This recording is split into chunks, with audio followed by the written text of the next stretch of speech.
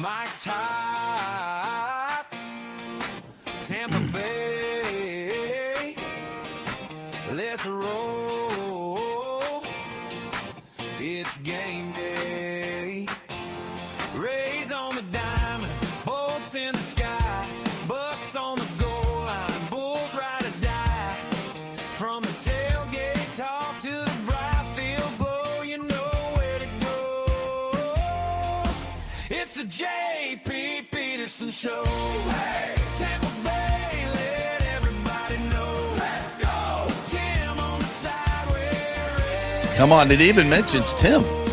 We're ready to roll. Tim's not, though. He'll be joining us here in just a minute. Technical difficulties, but I hope you like to start the show that way. It gives a little bit different energy, doesn't it? A little bit different energy. Welcome into a Friday edition of the JP Peterson Show. The JP Peterson Show. I like it. I like it. Hope you guys had a good Thursday night. I know I did. I have a conundrum to discuss with all of you. Is it okay to wager against your U.S. national men's team and take a profit? Is that okay? Is that unpatriotic? Just chew on that for a second. I'll tell you the story in a little bit. We're going to talk some United States men's national team after their loss last night to Turkey, which was disheartening in some ways. And I feel for all the people that paid gazillions of dollars to get into that stadium and watch their team lose. But it was a special atmosphere.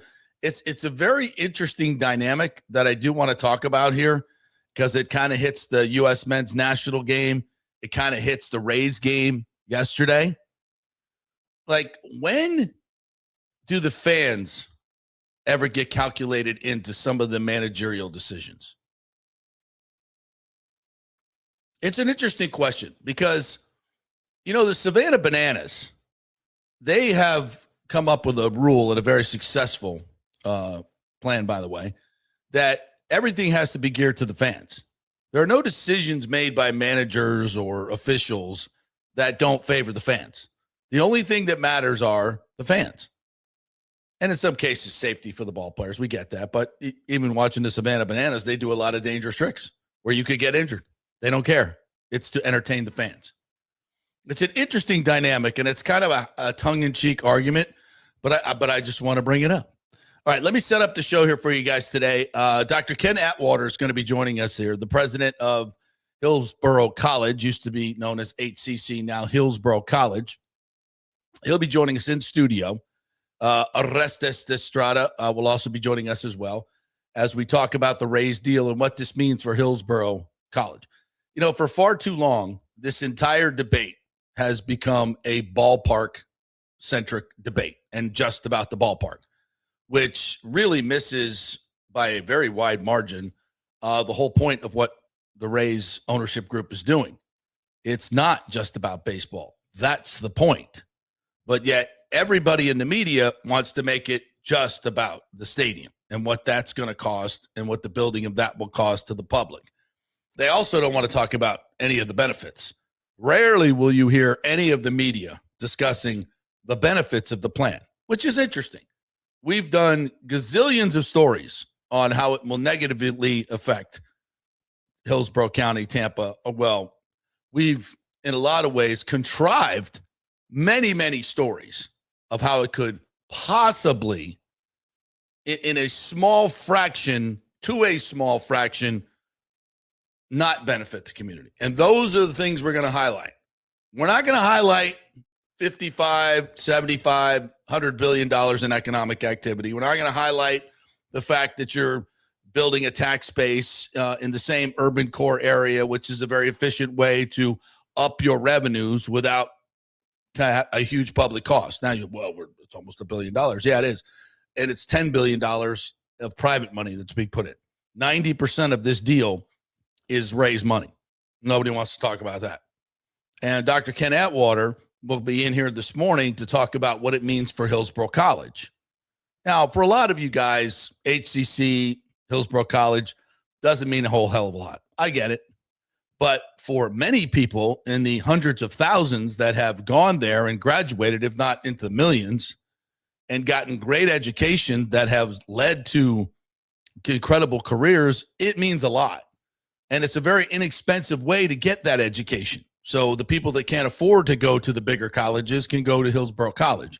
And now they're going to have what essentially will be an almost entirely brand new campus, in a campus that was very dilapidated. And Dr. Ken Atwater will come in here and explain a lot of that and about, updating where everything is. So look forward to him joining us at 11 o'clock. Evan Closky is going to join us at 11:30, and Tim Ham's going to join us right now. What's up, brother? Man, technical difficulties. I got cables failing me. I got a USB extension port that's failing me all at the same time. I just did a show this morning and everything was fine. The gremlins. The gremlins have crept in. Yes. Yeah. So I just literally diagnosed all of this and fixed it like as you were doing the intro. This is how do you first of all, when a cord fails, that's a problem, because I'm always gonna just absolutely, my default is user error when it comes to me. It's always I'm doing something wrong. But then when you finally get down to it, it's a bad cable, you're kind of like, now you're pissed. You're like, I knew I was doing everything right. And this time, it was the cable. It could be me. I mean, come on. Yeah, well, it could always be me in that situation. So absolutely. All right. So that's the show today. So we're going to talk a lot of Rays in the beginning of this and some United States men's national team. Did you watch the soccer game last night with Turkey? I did not watch the meaningless game that should never have been played anyway, because it didn't mean anything, and you're risking guys getting hurt going into a round that does mean something. Why would you play this game? It's because it's on the schedule and it makes a lot of money. This is the way it works, and very, very rarely are these games meaningless because of all the different machinations that go into us. And it's a new World Cup in terms of expanded field, so it's got a whole new deal to it. But the fact that the U.S. won the group for the first time since 1950, it's a big deal. It's a really big deal. But I was kind of, and this is a conundrum I wanted to bring up today, Timmy, because when does it matter for fans? Like, you didn't charge exhibition prices for this United States men's national team game last night. I'm fairly certain those were not exhibition prices, but you got the exhibition team. Mm-hmm. And I totally understand. I put this out on Twitter last night because I'm not a soccer expert. I don't know how these tournaments work. I don't know if momentum is a thing. I don't know if chemistry is a thing. I would think with these national teams coming together, everybody plays for their own clubs and then they come together. Every moment you can get on the grass playing together, especially in a game like soccer where timing is absolutely critical to the attack. I would think the more time you could be on grass working with the players that you're going to need to play in the next round would be an advantage. Now, I totally understand if you're on a yellow card, getting another yellow card and what was probably going to be a physical match that's something you cannot risk. So I totally get that. Anybody that was on a yellow had to sit down. I think there were 4 players. That leaves 5 other ones that were drawn out and new players brought in. And it was clear from about the 15-minute mark that these guys had zero chemistry. And they have not played together and really practiced together at all. It was the first time this whole group was playing together on a world stage. And I get all the strategical reasons for it. I totally do. I'm not a soccer expert. I jump in every 4 years. So I'm asking the soccer, the experts that are out there that are more than willing to give me their opinion and tell me that they're experts that, yeah, it's the yellow cards. You don't want to get guys injured for the games that really matter. But here's another thing. Like, what about the fans that paid gazillions of dollars, and they did, to get in and watch this game? I mean, are they not deserving of a starting team? How many games are we going to play? We're going to play 6 games, maybe 7. The Americans will probably play 5. And one of the 5 games that you're going to pay for and people are going to travel and spend literally thousands of dollars, tens of thousands of dollars to go to, you're not going to get the real deal. That seems. I know there's strategy to it, but we've kind of. I guess my bigger point is we've just accepted the fact that it doesn't matter what the fan cares about. This is how the game is played, and if you don't like it, suck it up, Buttercup. If you don't like, NBA players just not showing up and not playing and load managing when you're paying full price for the tickets, I think that sucks. I took my kids to see Stephen Curry when the Raptors were playing here and the Warriors were in town. That guy warmed up, wasn't hurt, didn't play, not a freaking minute. Not that the tickets were super expensive, but I mean, my point is the Savannah Bananas, everything they do is about the crowd. And I know it gets hokey and all that stuff, but is there ever a time? And let me bring it over to the Rays a little bit. Ian Seymour is dealing. They're about to throw a no-hitter for the second time in Rays history. Second time in Rays history. First time in the history of Major League Baseball that you have a 3-home run game and a no-hitter. I mean, that is history on the line. And people paid a lot of money for their tickets yesterday. And instead of letting Ian Seymour go out and throw maybe 10, 12 more pitches, we got to go to Kimbrel, who F's it up. And as a I'm kind of saying this tongue in cheek, Timmy, but as a fan, I feel cheated. Why couldn't Seymour throw a few more pitches? Now, I know he'd thrown 80 pitches. That's more than he's ever thrown. But that's what these guys do. They throw pitches. I understand you don't want to go out there and make him throw 90 pitches every game, but the dude was dealing. He was dealing. Did he look like he was tired? Hell no. Did he say he wanted to go back out and play and pitch? Hell yes. When he did his interview, it was like, Cashy knows what's best for me. Screw that. This is immortality. And by the way, the fans, they paid their money. They went, I was there for the no-hitter and the three home run game for Junior Caminero. Never happened before in Major League history. No, we got to save his arm. We got to make sure that he doesn't get hurt because, if he can't get hurt at any other time. It's almost like it's a guarantee. If we send him back out there, he's definitely going to get hurt, and we don't want to waste him. What are the chances that Ian Seymour goes out there to finish that game and he doesn't get hurt? 99.9%. That's the probability of him getting hurt. This would be like back in 2 years ago. Was it 2 years ago? When Mike Evans was going for the 1,000. And that was a decision that was certainly not strategic based. To ensure that you're going to win the game, the play there was to take a knee. Right? Game's over, take a knee. But Todd Bowles reluctantly agreed with the fans and the players also wanted it to get Mike his 1,000. And the fans erupted. And it became an iconic moment in Buccaneers history. An iconic moment in Buccaneers history. And Todd Bowles was well within his rights to pull a Kevin Cash like yesterday and go, no. We got to win the game. We're not doing this tomfoolery. Take a knee. Sorry, Mike. Tough shit. He might have gotten fired after that.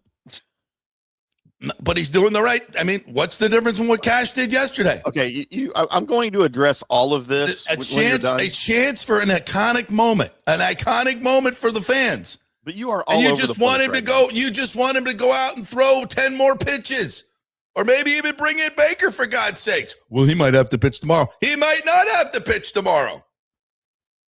What are the? Is he definitely going to pitch tomorrow? We don't know, but we got to have him available. Why? Because we have to win 1 of 162. It's an iconic moment for the fans. You think if we were not playing the Savannah Bananas, you think the Bananas are taking him out? Hell no. They're leaning into it. Let's go. No hitter. Why is it always got to be this way? Got to protect his arm, heavily investment. Don't want to lose money. Got to win game. Blah, blah, blah, blah, blah. What about the fans? What about me? I paid for a ticket. I saw people on Twitter going, damn, why did he take him out? Let's go. When he walks back out for the ninth, he's going to absolutely melt on the mound. Like 100%. Dude's going to, oh my God, it's a no question. This guy is going to get a Tommy John if we send him out there. What are the chances? Close to zero. But yet, that's the decision we have to make. All right, Timmy. Refute that wonderful. Good God. Soliloquy. I don't even know where to start with this. You're going from soccer, an exhibition soccer game, to the Savannah Bananas, to Mike Evans' 1,000-yard it's a great play at the end of the game. Pure genius and brilliance. To NBA load management, to good. Okay, look, first of all, let me address the soccer thing. Back me up, okay? Peterman. Let's go. Since this is where you started, I'm going to start there, the soccer thing. If you are dumb enough to spend tens of thousands of dollars on a ticket to a stupid soccer game, you get what you deserve. All right. Well, okay. That premise is your premise is ridiculous from the beginning. So, okay, you lost that argument. Next. But no, look, from a sports side of it, I'll talk from a sports side of it. You bought tickets to this months ago, right? Knowing this is a tournament, knowing the ramifications of tournament play, right? This game might not mean anything. You knew that when you paid the money for the ticket. Okay. Just like if you buy tickets to the Bucs week 17 game. All right. You buy tickets today for the Bucs week 17 game. That game might not mean crap because they may have wrapped up the division. They may be resting their starters. That's the risk you take when you buy a ticket to a sporting event. Okay. Now, that being said, that is completely different than the NBA's bullshit load management crap that we deal with all the time. You buy a ticket to go see Steph Curry play here in Dallas in the middle of the season, and they just decide to rest him? Yeah. You know what? Rest them at home. Rest them on the home games. Don't rest them on the road. They get to see whenever they want. Right. So that's completely different. Number 3. Still really, about JP, the fans getting screwed, though. That's the Savannah Bananas. You're going to bring the Savannah Bananas into all of this? Come on. The reason I bring the Savannah Banana, the reason I know it's ridiculous, but here's the reason why I did it.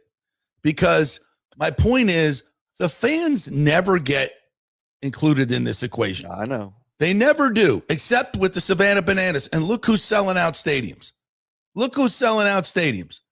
And that's because you know why? They haven't forgotten the fan. Because it's not real. All these other leagues have forgotten the fan. This used to matter. Like it used to matter to players like, no, I got to go play. There are people, players used to say this, Tim, and it was the right thing to say. I heard Cal Ripken say it the other day. It's like, yeah, I played every day. You know why? Because people bought tickets and they expected to see me play. Like that, players would laugh at that right now. Oh, that's funny, man. I agree with that. Yep. They would. And that should be the default. That's all I'm saying. The Savannah Bananas, at least they outwardly express it's you, the fan, that matters. We're going to change all the rules just so you have fun. Like, what a fucking concept. And I'm not asking for that in NFL. That's not what I'm asking for. My point is the concept of the fans ever being part of this equation has completely evaporated. At any point, do you think Kevin Cash went, well, you know, there's a nice crowd today. There's like 15, 20, 16,000 here. Maybe they want to see a no-hitter. No. And I'm sure he thought Kimbrel would be able to bring it home. I get that. But it's not the same. It's like Ian Seymour's doing the work here. It's not a Blake Snell moment, good God. Right. But it's, you know, there's some elements to it. Like, just fucking let him pitch. He's not going to fucking die out there if he goes one more inning. But what if he does? Well, guess what? What if he trips over his bat on the way back? I mean, shit happens. You got a chance for immortality here. I agree with all of that. I agree with all of those things that you just said. I also agree with the fact that a manager, a coach, whatever, cannot base his decisions on what he thinks the crowd wants to see. I think there's a fine line there. I think there's a fine line there. Like the Mike Evans situation. Let's go back to entertainment. That. If Bowles had decided, I get it. It's also his job that he's paid to do to make decisions to win on the field. Monkey entertainment. He's not paid to be an entertainer. He is paid to be a manager. No, it's all right. And I'm not defending Kevin Cash. Okay. Don't ever mistake that. Okay. I'm defending his job. Let's go back to Bowles and the Mike Evans thing. He gets paid $6 million a year to fill out a lineup card that he doesn't even fill out. He doesn't even fill it out. We all love that Mike Evans got his 1,000 yards. Fun with this. It's nothing personal. Yeah, nothing personal. We all know that we all love that Mike Evans got his 1,000 yards, right? And Bowles, iconic moment. To my point, an iconic moment. What if he'd gone out and got hit? What if? Dropped the ball, and he had his knee blown out on that play? Everybody be lighting up Todd Bowles. What did you take a knee? If that's your basis for every decision, then he should never be on the field. Well, maybe he might get hurt. Don't put him out there. That's not the same argument. Yes, it is. 100%. That's your Savannah Bananas argument. Is what that is. 100%. I'm just saying. Look, I get it. I get both sides of it. Okay, everybody wanted to see a no hitter, but what if Kevin Cash? Let's just say this. What was more important in that moment, the no hitter or the win? No hitter. Absolutely. I agree. 100%. Take the risk to get the no hitter. I absolutely agree with that. It's one of 162. And actually, it's one of a bazillion. It's never happened before in a Major League Baseball game. And I'm sure Cash didn't know that. Right. He never had a 3 home run game and a no hitter in the same game. But there's the crowd wants to see it. And I know it's a combined no hitter. So there's a little bit of a different. First of all, if it was a regular no hitter, like one, and he took him out, there's no way that happens, right? There's no way that happens. I don't know. Timmy, this is my point. I don't know. If that's Rasmussen and he's at 110, and I don't think he's ever gone over 90 this year. That's not even a lot of pitches. I know. But you don't think he would have taken him out? Hell yes, he would have taken him out. This pitch count argument is ridiculous. I know. And I get the accumulation, but if you're in a moment and there's a dude that's dealing like that, there are times, I mean, everybody knows that it's called the flow state, right? When you get in the zone, you get in the flow. Everything is working. Your timing is everything is perfect in your swing, your pitch, whatever you're doing. And it's just your stroke, with basketball, you're in the zone. If you, as a manager, as a coach, for you to in any way intrude upon that is absolutely the antithesis of what sports is all about and paying money to see sports. This dude is in the zone. Nope. Let's go get the 37-year-old with the ponytail. Which brings into question all of Kevin Cash's decisions, right? Not just that one. There's more. I mean, I know we're having a little bit of fun with this, and I totally understand the reasons why. But there are other reasons too that we never, and it has become the default now, that the fans never get included in any of this. And they're supposedly the reason we're doing it, to make money to get them to come, but they don't fucking matter ever. We're gonna gouge them at the beer stand. We're going to gouge them at the hot dog stand. We're going to gouge them for parking. We're going to gouge them for everything. And if you think you're going to see your stars play just because you paid top dollar, F you. That ain't right. And that's the basis of all of this. This game is not right. Sports is no longer for the fans. No, it's for the owners. Exactly. Yeah. It's for the owners. It's for the guys, people making money. Yep. And you say it. And what is always the retort on all these? It's a business. Mm-hmm. Well, you know what? That sucks. Your business sucks. Your business model sucks. But you know what? There are limited seats and lots of fans. And people want to be there. And, everybody makes their decision. I know how the world works. But I'm just going to be this old man yelling at the clouds. What about us fans? When we peel back the curtain, and I know the JP, those days are long gone.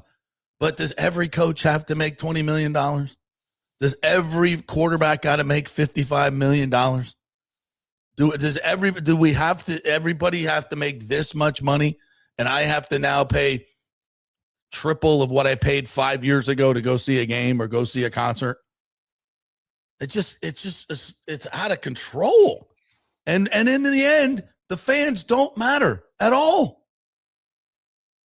And I'm just going to speak up for the little guy. That's all I'm doing here today.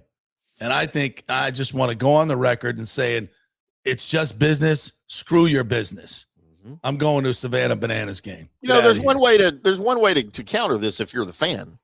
Stop paying money to go to the games. Absolutely. Stop paying $18 for a beer.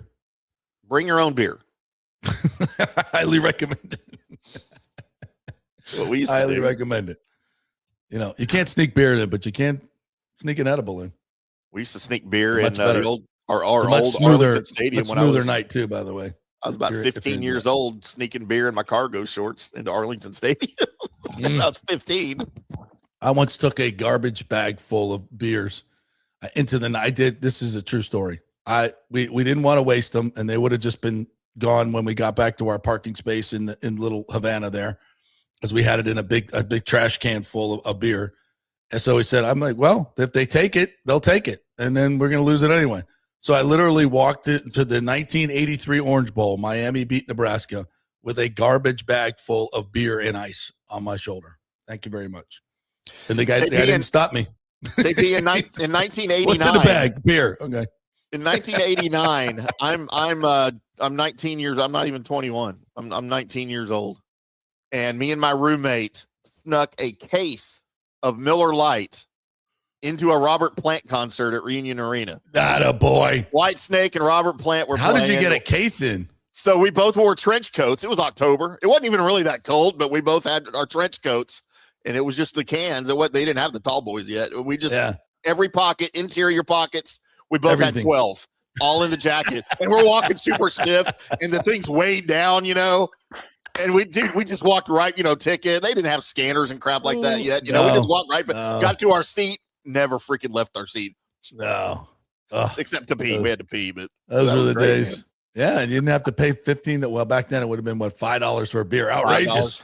Outrageous. Dude, I used to go to Maverick games in the 90s where the ticket to get in the arena was $4 and beer was $5. Yeah. Oh. And the players made a few $100,000. They were good. Yeah, they're fine. Not anymore. We got a super chat from Mr. King who said, good morning, JP. Appreciate your coverage of the stadium deal. Let's hope the city can get their head out of their A's or Salt Lake City or whatever. We'll have a new baseball team. JP for city council. Listen, I've been having, a lot of private conversations about this and bringing you guys the information on a daily basis. But, yeah, there hasn't been a negative article about the stadium in like a week and a half, and everybody's like, what's going on? What's going on? Well, I think they've run out of – some of the topics have been so ridiculous on so many levels. Maybe they've just completely run out of, and even the most unreasonable, stupid ass tennis courts. It's worth $1 billion, the property, whatever this stupid story is one day after, the people of Drew Park are going to lose their beautiful home. I mean, my Lord, one right after another guy. So I guess they just ran out of stupid shit to write about. But the negotiations have been going on behind the scenes.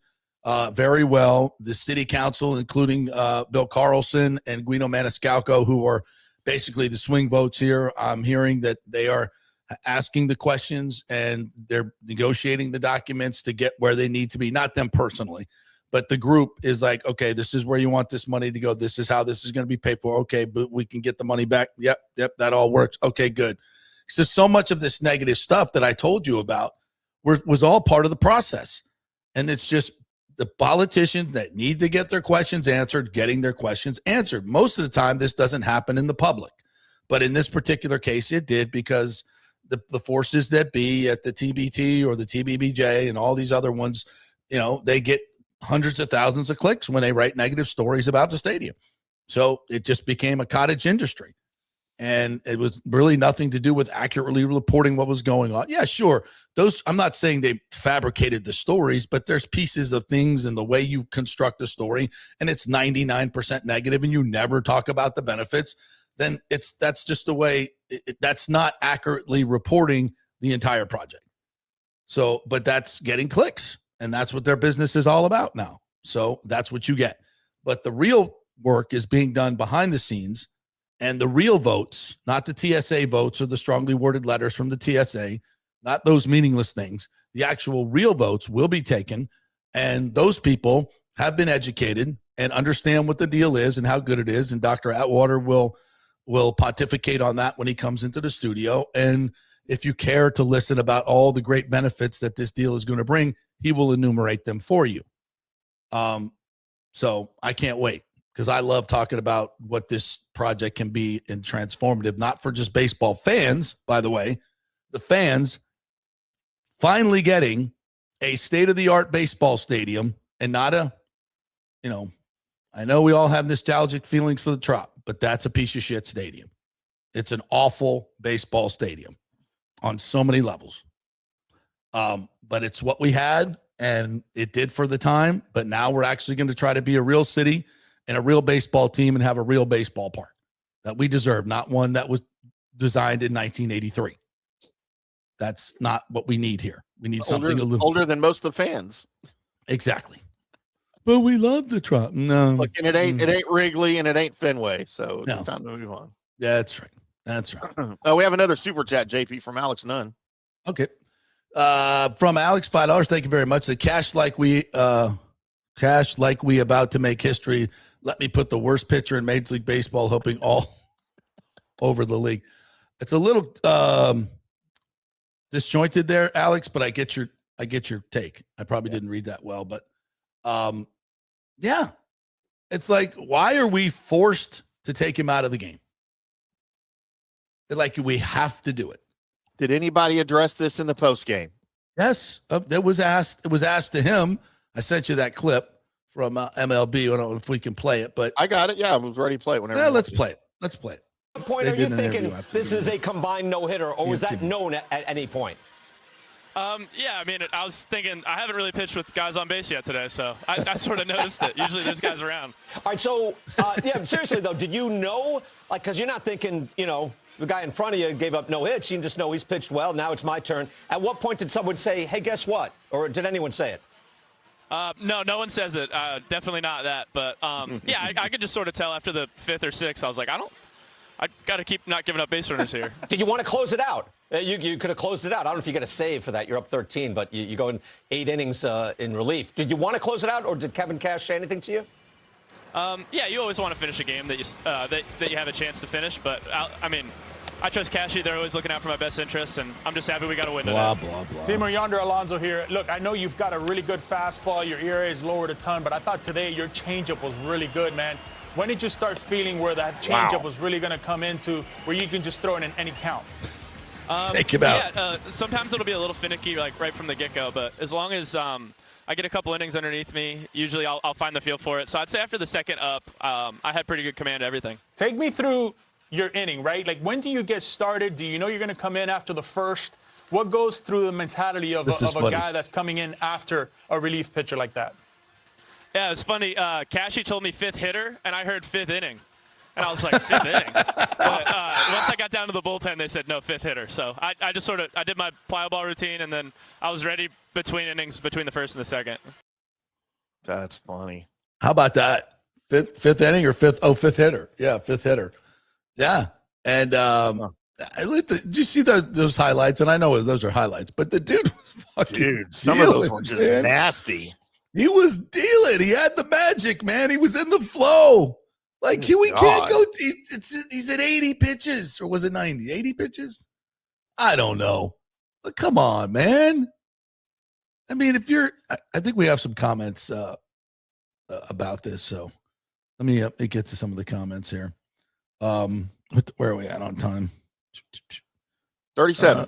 Okay, let's take a break. We'll come back and we'll get to the comments. That way I can approve your comments and look at them and kind of go through them. So we'll take a quick break here. We'll come back on the other side and see what you guys think about fans first. God damn it. Fans first, right? How about that idea? Hey, we're brought to you by the folks at Genesis of Tampa. They care about the fans. It's all about the fans at Genesis of Tampa. It's all about you, because they know once you come in and sample the service, the way they do business, that you're going to be a lifelong customer. I went through it. I went out there and visited all the folks at Genesis of Tampa, 801 East Bears Avenue. Really cool place. No pressure there. You come in, you look around the lot, you see what you like, tell them what you like, give them a call. They'll have it ready for you. And then a nice, easy process. And they're going to give you a lot for your money, a lot for your money, and a lot for your used car. Genesis of Tampa is making deals, folks. So get on over there, 801 East Bears Avenue, and tell them JP sent you. Back in 3.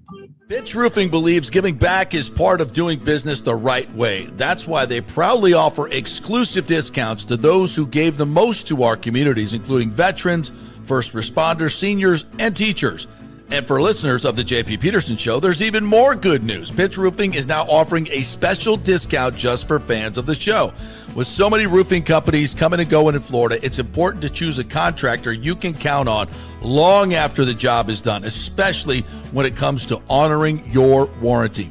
Pitch Roofing is built for the long haul with a reputation for quality, transparency, and standing behind their work. Whether it's a repair or a full replacement, their team delivers honest guidance, quality workmanship, and no high-pressure sales. Call 727-67-PITCH, 727-677-4824, or visit pitchroofing.com to schedule a free estimate. Pitch Roofing, roofing done right. Big thanks to Italiano Insurance, the great folks over there. They will soon be part of Gallagher Insurance. A little name change, but same great folks, same great customer service you've known for over 65 years. They do all the work. You save all the money.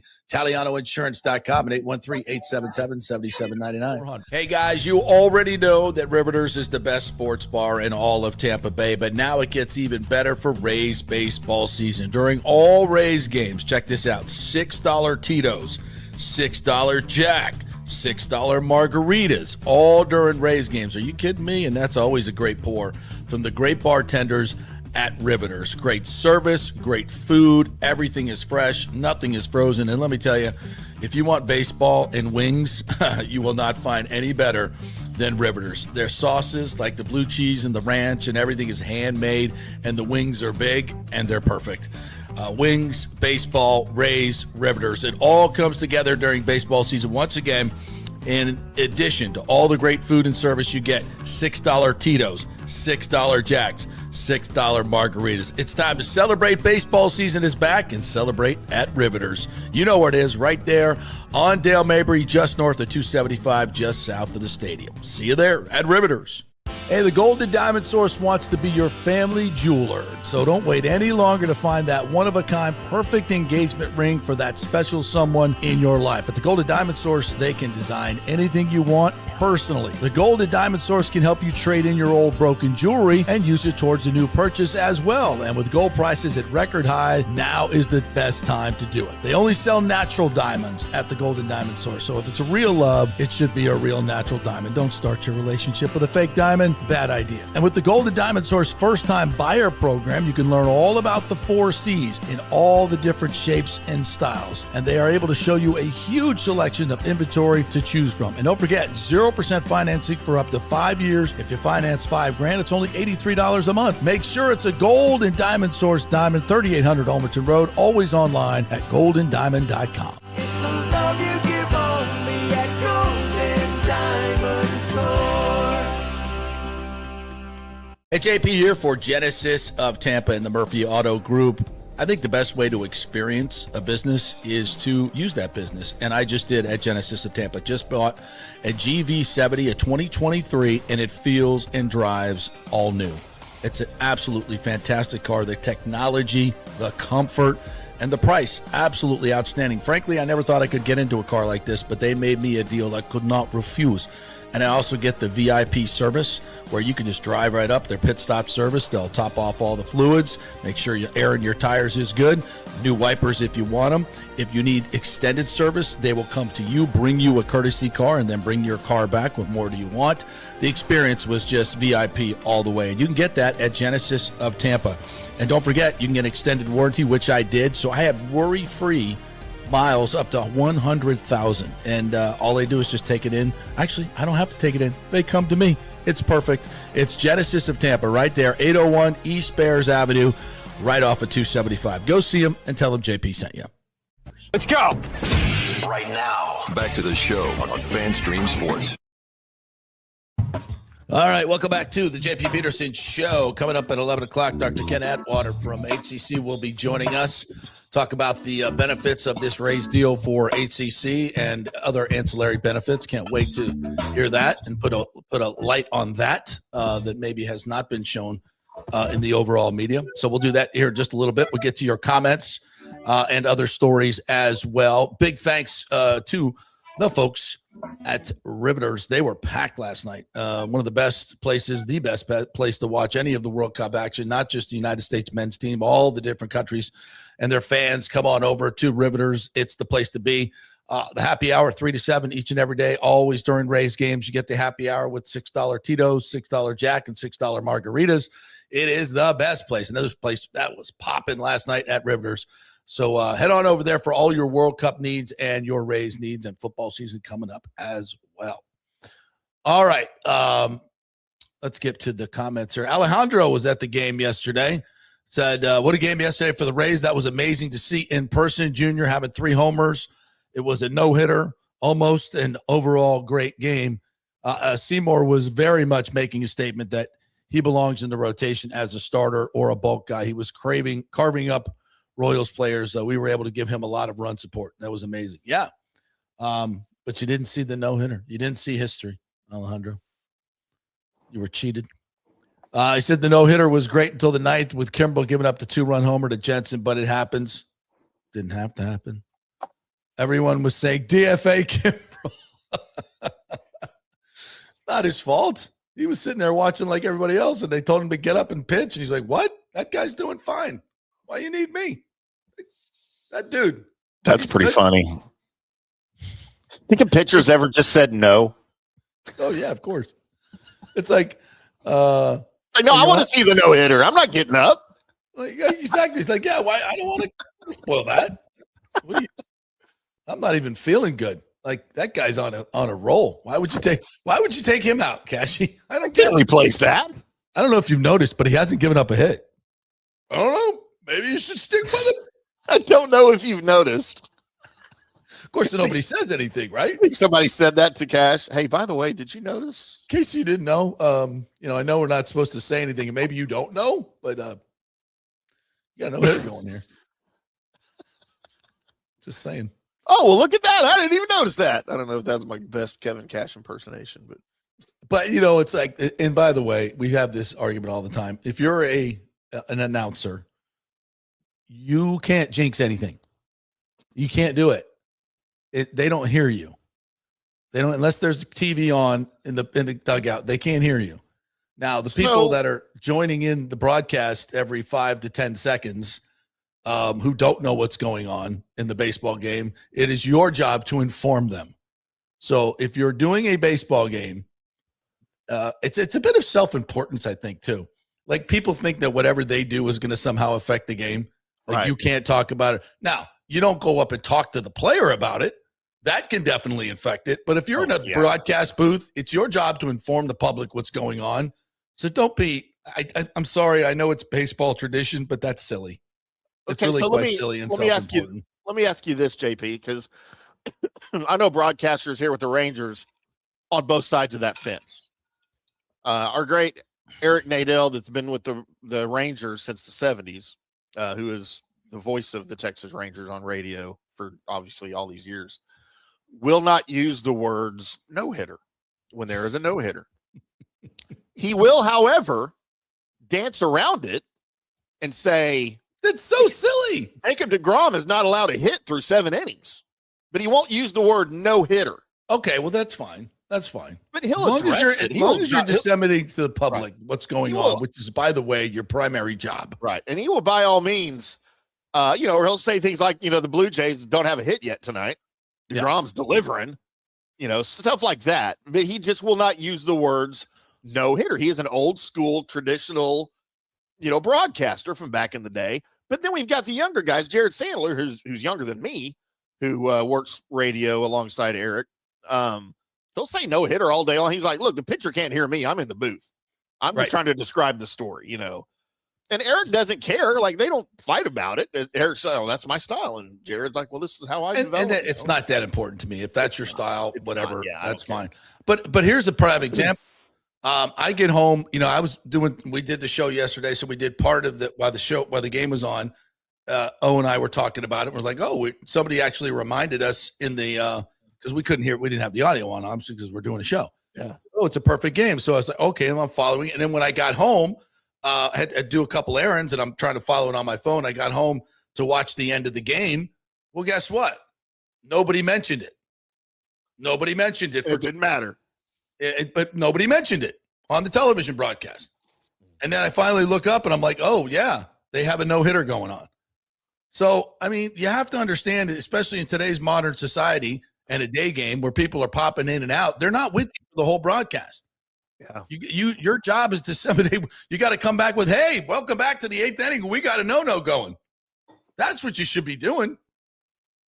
Not, hey, welcome back. And there's a shot of the scoreboard that shows that there's a 0 up. I mean, what are we doing? Well, if you're on TV and they're showing the scoreboard, I mean, that would be fine to me. Just look at the freaking scoreboard if you know baseball. Yeah, but you're also got it on in the background and you're doing, putting the groceries away and doing things, Just say it. But if you're on the radio, you have to to somehow. say it. Yeah, you have to somehow describe what's happening. I get it. It's not going to affect the pitcher unless you say it really loud. He can hear you. Open the window to the booth and yell out, "Hey, no! Go get him, Ian! Got a no going." That's what the opposing team's broadcasters do on. Yes, that's what they're doing. Yeah. Yeah. By the way, if you don't think the opposing team's going, hey, you got a no-hitter going. Just like every one of my golf buddies, that's going to remind me that 2-foot putt is worth $14, knowing that I'm definitely going to miss it. Gonna lip it out, huh? After you tell me that, get out of here. Every time. All right, what else we got here? Kurt Thorson says, I watched the morning and evening portion of the city council doing the Lord's work. Yes, you are, sir. Some interesting Rays adjacent notes to share. All right, I'll look forward to that. He said, majority of the evening was regarding gasworks in Ybor. Miranda's comments could have easily applied to the Rays development. Miranda, it's something unique. It's something different. I like it. It has everything. I see the difference of people coming back to Ybor City. You have a vicinity here that has everything that you need. Yeah, it's great. Yeah, so support it where we can. It's a concept that is laid out very nice. Your buildings are mixed use. It's like a miniature downtown that the Vinnick family and the CRAs built downtown. Yeah, so that's great. Let's do it again, except with a big stadium. I mean, what else we got? Pooh Sheisty's in today. Says that's fine. Supporting your team and supporting your wallet are two different things. Yeah.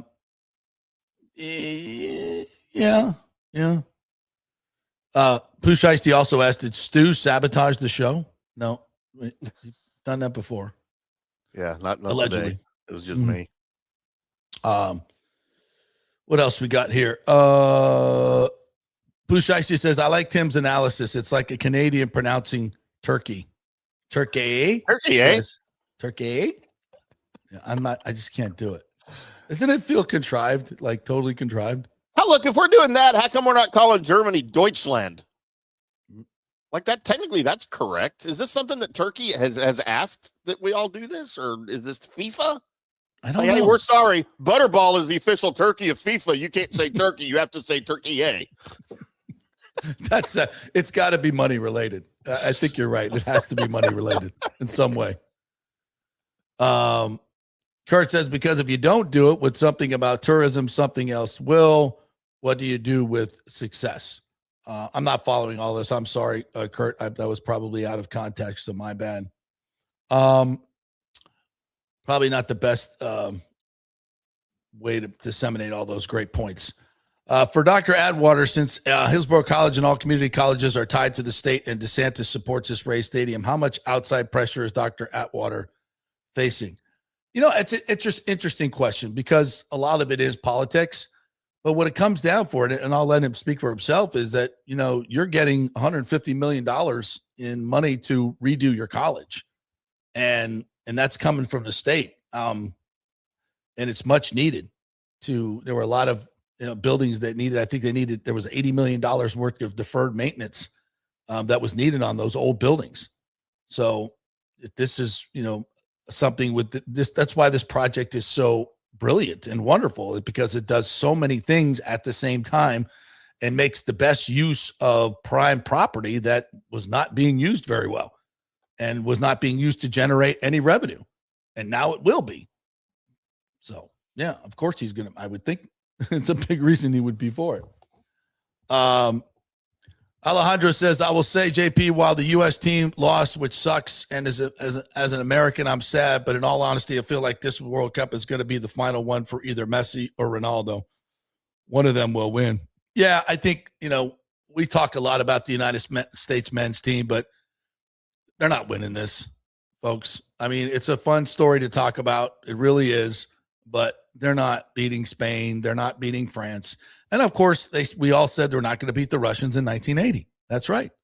So, and if they do, I cannot wait. It may be the greatest story of my lifetime if they win this World Cup. In terms of sports and underdogs, it would be every bit equal the 1980 hockey team. Absolutely, it would. Except hockey is a real sport. I mean, soccer's just an activity. I mean, I don't even compare the two. Then there's that. Yeah, Kurt, I apologize. I can't read all these in pieces. It just won't make any sense, and I can't pre-read them. So maybe if you send me an email, I can do it because I really appreciate you doing this and disseminating this information. This is just not the best way to get it out there. So if you could combine those in an email, I'll read that email. You got my email, so you can do that. I appreciate that.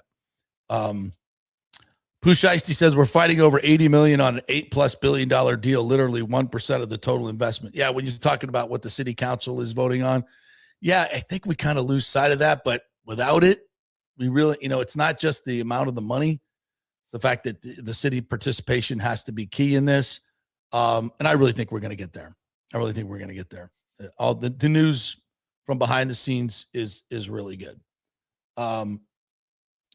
Aviation says, speaking of momentum, I feel that this game last night, talking about the national team, might have halted some of America's momentum. I don't know what squat about soccer, though. Yeah, I'm with you on that. And that's why I put it out there last night. I don't know if this is a momentum thing, and listen, Pulisic came in and he was absolutely genius. He is fantastic. Watching him play soccer is worth the price of admission. And I'm glad the people that paid at least got to see him. If he didn't play, I thought that would have been a shame. And that was a great moment. And I don't know if that was fan related or not, but he needed to play because he would have gone like 3 weeks without playing and then put into that particular moment. So that would not have been a good situation, but he was absolutely fantastic. The defensive part of the American side last night was really bad. There were holes everywhere, and Turkey exposed them and won late in the game. So, Timmy, I have one other conundrum before we hit a break. So last night when I heard the U.S. was going to start 9 new players, and I knew that Turkey, there was a lot of pressure on them to save face because they're getting bounced, and that's a big disgrace for their national team. They had high hopes. So I knew that they would come out and play their best game. So I put a little parlay down on Turkey plus 1.5 and the money line. Parlayed that. Made like $40 on that. Is that unpatriotic to do that? No, it's just sports. Sports. It's simply sports. There's no patriotism in betting. No patriotism in betting. Just like, there's no fandom in sports betting, right? Cowboys fans bet against the Cowboys all the time, and usually they win. I was a little ashamed of myself as that last flurry happened, and I'm like, I hope Turkey scores here because that put me over the top. So, yeah, I was kind of happy when it went in. I felt bad. I felt a little unpatriotic, but it's an exhibition, I'm told, so it doesn't really matter. All right, we're going to take a break. The doctor is here. The doctor is in. All right, the doctor is in. We'll take a quick break. We'll come back on the other side. Hillsborough College President Dr. Ken Atwater will join us to talk about this Rays deal and all the great things going on over at HC. Stay with us. Well, the folks at Third Generation Plumbing and AC want to say thanks for making them so dadgum busy. Of course, advertising on your favorite Tampa Bay sports talk show helps, but it's their incredible customer service, honesty, and integrity that have earned them tons of 5-star reviews. And now you could be part of the team at Third Generation. Yes, they are so slammed, they need to hire more certified AC technicians and plumbers. It's a great family business to work for. My buddy John Rodriguez runs an old school family business since 1995. They pay well, give you all the holidays off, and they offer great benefits. No cold corporate atmosphere here. You're part of the family. If this sounds cool to you, call them and apply at 813-961-8024, or you can email your resume in at thirdgenerationplumbing.com. Just go to the website, you'll see the button, email them, or call them at 813-961-8024. And don't forget about the $169 yearly maintenance special. It's a no-brainer, guys. thirdgenerationplumbing.com, and they also do AC. Ciao, Paolo Tini here, owner of Caffè Paradiso, voted number 3 People's Choice Award on Open Table. I want to thank all our loyal family of customers that have been enjoying our great traditional Italian dishes we make from scratch every day. It's a great family story we're proud of. Our family moved from Rimini, Italy in 1984. My dad, Caesar, started Donatello, and that's where I got the start in the restaurant business. I started Caffè Paradiso on South McDill in 1995, and we've been there ever since. From our traditional ossobuco, a veal slow roast for 4 hours, to our daily fresh catch, the Gruppo Paradiso, with a piccata sauce and lobster claw meat, homemade pasta like lasagna, farfalle salchicha, which is a bow tie pasta homemade with fresh sausage. Hold on a minute, JP's favorite. I love it. So come and have a glass of wine with me on South McDill. Get a reservation on Open Table and see all our 5-star reviews. Ciao, see you soon at Paradiso. Sports fans, it's time to gear up. Head to fanstreamsports.com and check out our brand new merchandise store. We're talking bold t-shirts, 3/4 zips, hoodies, hats, mugs, and more. Everything you need to rep your favorite shows and your favorite crew. Whether you're rolling with the JP Peterson Show in Tampa Bay, From the Rough in Dallas, the Tim May Show featuring Clay Hall, or the Jeff Thidoff Show in Ohio, or any of our FanStream Sports original programming, we've got the perfect look for game day and every day. So don't wait. fanstreamsports.com. Click merch and grab your gear now. Wear the stream, live the stream, fanstreamsports.com. Welcome to Kingmakers, home of the JP Peterson Show studio and Tampa's premier business networking and social club for members only. By day, it's an exclusive, vibrant co-working space with a stylish conference room, focus rooms, a full production studio, and an in-house marketing team. And by night, Kingmakers transforms into a sports-centric social hub with a full sports bar, golf simulator, and exclusive events. For young entrepreneurs and seasoned professionals, it's the perfect place to work hard, play hard, and make big moves in Midtown Tampa. Close the deal, celebrate the win. Only at Kingmakers. Become a member today at kingmakerstampa.com. Your business, your club. Hey, JP here for my concierge medical professional, Chris Lugo, PA. You've heard him on the show for a couple of years where he shares invaluable medical, nutritional, and supplement advice. With Chris, it's like having a medical provider as your best friend. What I love about this concierge service is the convenience and support he offers. I can text or call him 24/7 with any questions or concerns, and he'll promptly call in a prescription if needed. No office visits or copays required. It gives me peace of mind knowing I have someone genuinely invested in my health, not just focused on insurance profits. And the best part, the Bay Area Modern Medical Center's personal concierge service is more affordable than you might think. Don't let insurance companies dictate your health care. Take control of your health and wellness today. Visit BAMMC.com for more information and to schedule your initial free consultation. Empower yourself and take charge of your personal health with BAMMC.com. Let's go. Right now. Back to the show on FanStream Sports. Thanks, everybody there. Get up on the mics right there. All right, welcome back to the JP Peterson Show, brought to you by the great folks at Italiano Insurance, soon to become Gallagher Insurance. Same great customer service, but you get the big company as well, and opens up a lot more insurance options for you at Italiano Insurance, soon to be Gallagher Insurance, the best of both worlds.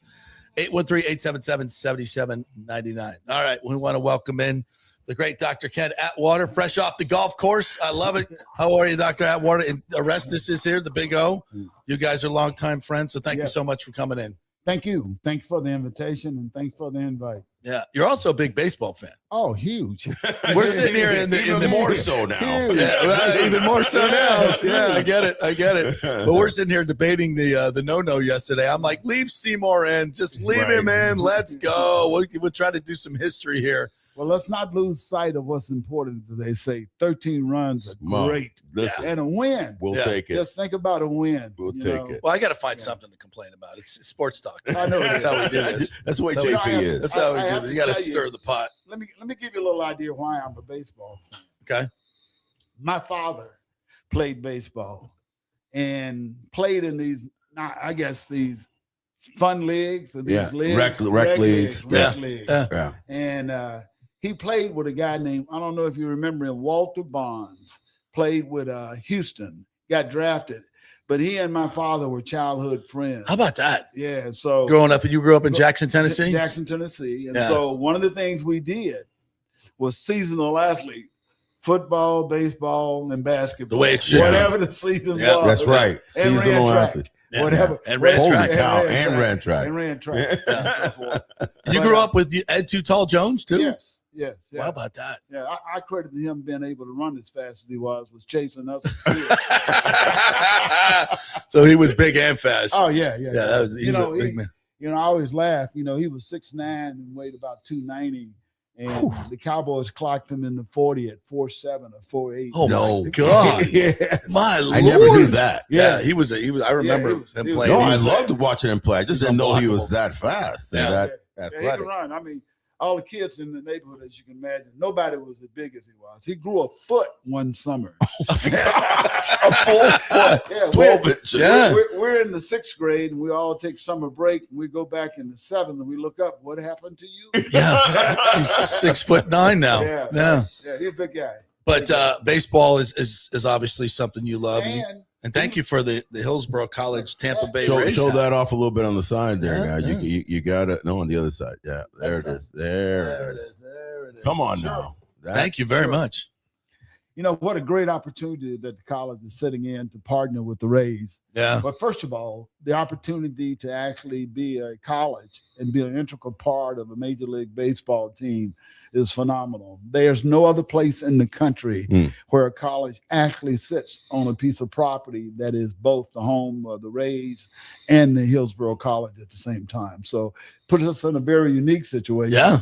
And I got to ask you this, because it's been one of the things that has really burned me about this whole process is from the very beginning, we've been talking about the entire project. When I first heard of the project, because I've been covering this a long time, and I'm like, Ybor City is a great place. And then I heard Hillsborough College, and I'm like, I don't know about this. And then the more I heard about how the deal was going to work, I was like, this is perfect. I mean, this comes together in such a wonderful way for the community. And it really starts with Hillsborough College, because I think you need to tell the story of what you were facing with where your buildings were at, and you needed a cash infusion, and it was really hard to get that money. And the only way it happens is the Rays show up with this great plan, right? That is true. Everything you said is true. We have probably about $75 to $100 million worth of major renovations we need to do at the Del Mabry campus. We were built in 1970 primarily, except for our Allied Health building and the administration building, which sits on the site. But other than that, most of the buildings were built in the 70s. So we need upgrades. I mean, you can think about it. The 70s to now, what we're looking at, 50 years? 50 years. Yeah, 50 years. So it needs upgrading. So with the Rays partnership coming along, not only does it give a campus and infusions of upgrade, get us to be what I call 21st century Rays. Yes. But think about the partnership. I mean, one of the things we thrive on is partnerships with organizations and businesses here. We just had a great partnership with our automotive and diesel program. With Advanced Motor Parts, talking about toolboxes and tools for people to get jobs and be automotive technicians and diesel technicians. That won't be replaced by AI. Yeah, great partnership. So it's in our DNA to reach out to community partners, and what better partner to have than the Rays? Yeah, and the reality is too that no disrespect to community colleges around Florida or the world or the United States, the monies tend to go different places. Yes. So and it rarely falls properly to you guys or immensely to you guys. Let me give you an example of what we were trying to do. And without the Rays, we would not be in a position to do what we're doing on a rebuild for the Del Mabry site right now. We've been trying for almost 6 years to build a workforce training building on our South Shore campus, which is our fastest growing campus, by the way. And for 6 years, we've been trying to get just development money, $5 million, unsuccessful. Right. In doing so. Right. simple ask. Right. Just a simple ask. $5 million to help us develop a plan. Not much. Help a Not bunch much of at all. students. Yeah, Right. help And thousands just of think students. about the need for workforce training that Huge. we look south. I mean, with the onslaught of AI, the onslaught of cybersecurity, the onslaught of agricultural drone uses and things like that, we need to be providing the technicians and training because that is the way of the future. Absolutely. That's what we need to do. And we couldn't do that. The Rays come along and put an infusion of what I call economic development for the city of Tampa. And they come along and want to be our partner and be on a site which truly makes sense to have a sports complex. What better sports complex than to have something said with Ray J and the Yankees sitting, right sitting there. right there. Yeah. I mean, we in the heart of Tampa, which Right. is Dale Mabry. And with the campus being there, I mean, I can't tell you the jobs.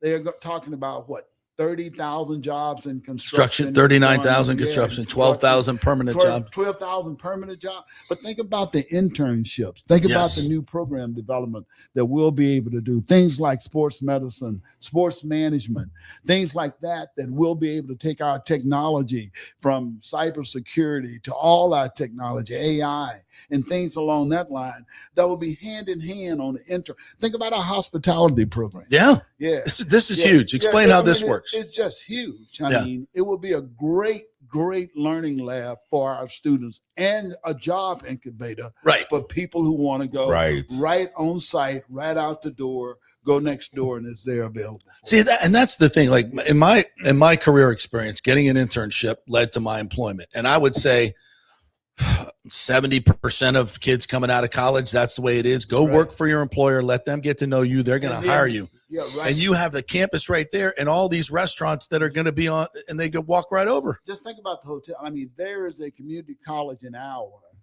that actually is out in the middle of nowhere in regards for our city, but the college has developed a basically on-site 4-star hotel where they actually use that as a learning lab for their students. How about that? Yeah. And you're going to have the same thing right here. Have the same thing right there. But bigger. I mean, the idea of replicating that and being right on spot on the site, not where you have to drive anywhere, but you can walk to doing this. I mean, and let me just put it like this. It's a win-win for us. Yeah. In a big way. Yeah. And it really, I don't want to say it has nothing to do with baseball, but if you're a person out there that's just, I don't want my tax money going to this because it doesn't do anything. I'm not going to the baseball games. I'm like, well, it's still helping you. Listen, I hear people say that they don't want to spend, and let me just say this. To me, this is an investment. Yes. Into the community and investment into what the Rays are trying to do. Right now, we sit on 117 acres, and just recently the governor added another 22 acres to our 117 acres that the Rays are talking about development and so forth. That property generates no tax revenue. Zero. Just $0 sitting there. right now, sitting right there. $0. And when they're done? $0. And when they're done, they're talking about a $55 million 30-year impact. Yeah, that's the economic impact. $55 billion. And $3 billion coming directly back to the taxpayers because of what they're building right there that does not exist now. Yeah, it doesn't exist. So there's no tax coming off of that property at all. Yeah. I want to ask the doctor. So you've been the president there, and give a quick little synopsis of your background there and how that came about. My wife said, this is the best job in the world. When your wife says that, it must be good. Why is that, Ken? They know better than Well, most. I always let me just tell you, I have a passion for America's two-year college. Nice. I always have. I mean, I decided when I was a junior in college that I want to be I want to be at Hillsborough, basically, when I decided in junior college, that's what I want to do. and really that came from an instructor and watching the pathway of two of my good friends who was following that pathway, a little older than I was, but I could see the success. So the passion for America's two-year college has always been where I wanted to work in doing so. How did I come to Hillsborough? Hillsborough, to me, I've watched Hillsborough since 1997. Okay. I was working in Michigan at Kellogg. I was an executive VP. I knew the former president here, Dr. Gwen Stevenson. Yes. And at that time, there were not a lot of Afro-American presidency in the two-year college arena at that time. Interesting. As you can imagine. So I watched her develop and used her as a model, as there were only about 20 or 30 of them nationwide. Mm-hmm. So I got a chance to learn about Hillsborough. I came to a conference here in the late 90s and basically took that opportunity to learn about Hillsborough College. And 10 years later, I'm working as a president in Phoenix in the Maricopa district. And a headhunter called me, said, you won't believe this, but Hillsborough College, Gwen's retiring, and Hillsborough College is coming open, and I'd like to put your name in the pot. And that's how it started. Yeah. Beautiful. Because once you get here, you don't want to leave, or if you taste it, you want to come back. Let me tell you about Tampa, and I like to do a comparison between Tampa and Phoenix, because I spent 10 years as the president there in Phoenix, and now 15 years here. But the difference, I will tell you the difference, there's more community separation. There's the Mesa, the Gilbert, Chandler Gilberts, there's Phoenix, there's Scottsdale. They're all in their own little separate pot. But when you come to Tampa, even though there are different communities and so forth, but Tampa talk about something as a city, as collaborative. Anything you can do to make Tampa better, you get support all over the region, all over Tampa Bay, as that, in doing that. I agree. So it's not as competitive and more collaborative than anything else. I like that. Dr. Atwater, you see this on a ground level, because I know how involved you are with the students.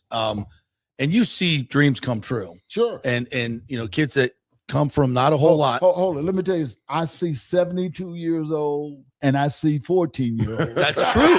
That's true. Isn't that crazy? So I want you to just really personalize this for what this is going to do. Because listen, I know some kids are going to have to be in portables for a little while. There's going to be some growing pains. That happens with progress. But I think if we can paint the picture of how this personally affects people, kids coming out of high school here in Hillsborough County that don't have the money to go away to 4-year schools, that this is their only gateway to real employment and becoming a great part of society. I mean, this is bedrock stuff. This is just, and we're not talking about just baseball here. This is life-changing stuff that wouldn't be available if this deal doesn't go through. Exactly. And let me just, I can give you a real live example. And I talked about advanced auto parts. Yeah. I can tell you just yesterday, we had probably about 50 students that were either diesel technician students or either automotive technician students. And advanced auto parts was talking about, how can I make your pathway better to get a job in this industry? And what does a job do? A job changes not only you, it changes your family, changes your kids, changes your mother, your father, everybody you come in contact with, you're in a better position, and therefore improves our community. Yeah. And let me tell you what we're all about at HCC. We're all about the economic health of Tampa Bay right now at HCC. So everything we do is about improving that economic growth and economic health. You described it. Not only do you talk about kids coming out of high school, but people that are re-careering. I can tell you at our graduation, we had a 72-year-old graduating. Really? We had a 14-year-old graduating. A 14-year-old? A 14-year-old graduating. So you can see the gamut, and we're everywhere in between. Everywhere in between. You need to be at graduation and see the faces of students who come by to shake my hand as I give them their diploma. And nearly every one of them say the same thing. Thank you. Yeah. Thank you. Because that changed the trajectory of their life. It does. Hey, listen, white, black, and brown and college bound. Right. Give everybody an opportunity. Hey, look, and it's real diverse. I mean, you see. Exactly. You see, as I said, you see racial diversity, you see age diversity. So, I mean, it's real diverse. Yeah. A lot of women, I have to tell you, the men are trying to catch up, but a lot of women. Yeah. And so forth. Dr. Atwater, when you see the opponents of this deal talk about, we can't afford it. We got the property tax things, and these are all real concerns, and I totally get it. It's a lot of money. It's a lot of money, but I don't think, and it's not just the Hillsborough College, but the benefits across the board. Our media especially has ignored the benefits. They don't talk about it. All they ever talk about is what the stadium costs, what we're giving the Rays. It's not gift to the Rays. It's an investment. And a lot of that money is going to be used to rebuild your college, which are real jobs for construction people. A lot of that money just stays right here in our own pockets for the people that are going to do the work. It's going to make better roads, better firefighters, better police. It's going to provide funds for a better school system. I mean, just everything we want in a community that is thriving and changing that we need. I said it earlier. It is an investment. And look what the return on your investment would be. If you want to think about that, would I invest personally if I could in this investment and get a return that's coming off of this? The answer to the question is yes. Yeah. Yes, in a heartbeat. So you've got to look at it as an investment. And why do I invest in this city? Because this city is where I live and where I want to live. Yeah. And I want everything that everyone else wants. I want rail. I want good roads. I want a good police department, a good fire department, a good first response, a good school system. I mean, I want all of those things, which are the backbone of all successful cities. So it makes this place a great place to live. And besides, for 20 years, I've heard they've been talking about getting the Rays to come to Tampa. That's right. For 20 years. 20 years. They almost got there a few years ago. Yeah, almost dropped the ball then. But guess what? It is here. Yeah, it's right in front of you. Here, right in front of you. And how this all comes together with the college and that it's just it's unimaginable. It really is. Someone asked, well, why hadn't you had a baseball team come to you before? And I said before, the previous ownership group didn't approach us about coming in. No, never even thought of that type of a creative idea. Do you think, because I've been told by a couple of folks in the know, that if you have the college there, the rebuilt college, and you have a baseball team and a football team and all the area and activities, it's projected 9-10 million people would come in, that triggers federal funding for light rail. Oh, yes.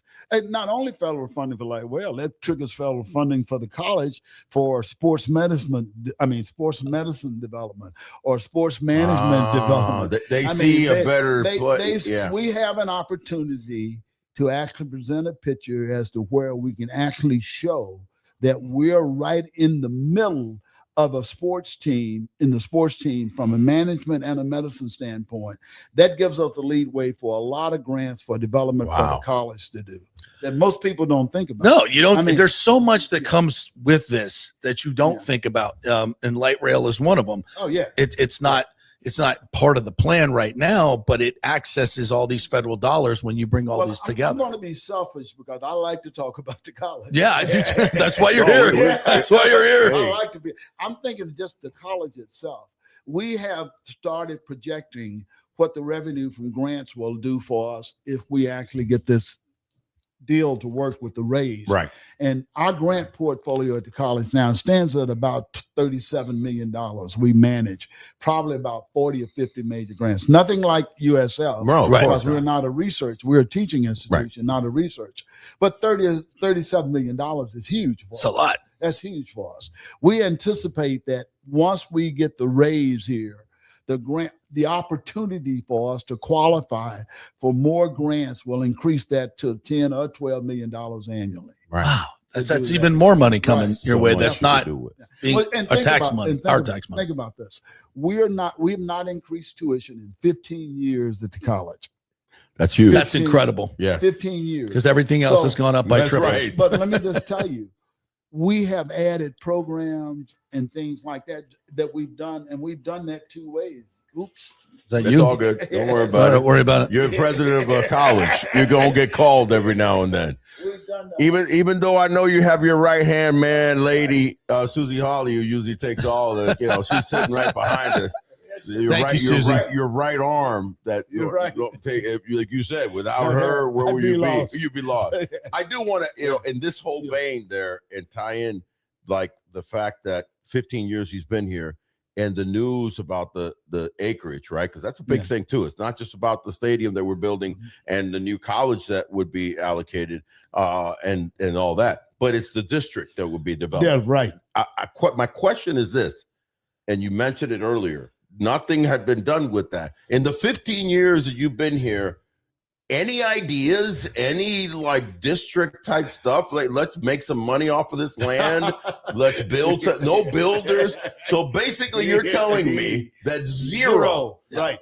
And but So when they now say that this, when they say that property's worth $700 million, like the Tropicana Field property, that's probably not true. No, And not unless the Rays are coming. no, not unless the Rays are coming. Right. Yeah, the Rays bring value to the property. exactly. Why would somebody Right. say that? They bring value to the property. That's the Not fine. for it. That's the fine. Hey, listen, I always say the thing I always try to be optimistic and look at where we are Yeah. and where we've come from.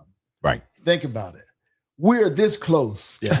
And I do say real close because we have a community as a whole that support this project. Correct. I just do not think that this community will not take advantage of this opportunity. It will happen. Yeah, I That's agree. how it will happen. There's a lot of I think- naysayers out listen, there. Listen, I always say, anytime you're doing things, there are going to be people who stand on the other side. And I respect people who have different opinions. Absolutely. You do. Absolutely. And I You know- got to hear them too. But I will, yeah, right. And you have to hear them, give them a chance to speak. But as you weigh everything, if I'm put this on a scale and this is good and this is bad, I'm just telling you the good by It's far not even close. It's not even close No. on the value add that this stadium deal brings to not only to the college, but to Tampa. As So a if you whole. could talk, there were some no votes on the city council. Mr. Miranda, Mhm. Lynn Hertak. Right. Thankfully, Bill Carlson voted for the MOU. We appreciate that, and Mm-hmm. I understand that he's getting a lot of his concerns met. So we might be able to turn that to a yes vote. Guido Maniscalco, I think, is very much in the same way. If you could speak to the no voters and give them a couple minutes, what would you say? Well, let me tell you, I took the liberty to write all the county commissioners and all the city council members, and I wrote them on behalf of the college. And I basically talked about the advantages it would give to Hillsborough College at the Del Mabry site. I talked about the $7,500 million renovation needs. I talked about the needs to change us to a 21st century ready college. Then I talked about the partnerships and opportunity, the internships, the apprenticeships, the opportunity to have jobs right out the door that you can go to and do in the partnership. Then I talked about the Rays as a baseball team, but more as an organization. And basically how committed and time and effort they've given to the college to ensure that our needs are met as well as their needs are being met. I mean, if you take all of those and put those all together, you have a situation where you need to support it. Yeah. You mentioned That's extremely well put. You mentioned the new ownership group. Just from a personal standpoint, you've dealt with them. I'm sure when you first sat down with them, you're like, okay, what's this all about? But they've won you over. Oh, have they not? How have they done that? They keep their word. They tell me something, they do it. That's new for this franchise. I mean, just think about it. I mean, they tell me this is what they want to do. This is how they're going to operate. And they've basically made the college an integral part of their development. And I do say, if you look at their development outline, they've got about three major components they want to break up that property in. And Innovation Edge is the college. Yeah, I love that. I love that name. That means that we are an integral part of that. I just can't tell you the commitment they've done for the college. That's why I like going to community meetings with them so they can understand. You've been at all of them, man. It's really neat to see you always. Well, I have to talk about the value add. The value add to the college is a win for Tampa Bay. Big time.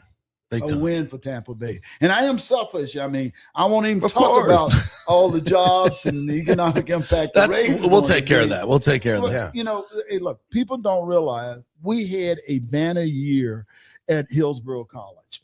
Last year, we topped nearly 23,000 FTE and almost 48,000 students at Hillsborough College last year. Honestly, I didn't know there was that many. But let me tell you the most. You employ that many people? No, we employ only about 2,600. Right. Yeah, but 48,000 48,000 Wow. students, almost 40. It was 47,000 in some numbers. That's a major college. That come through. But let me tell you the most thing we're proud of.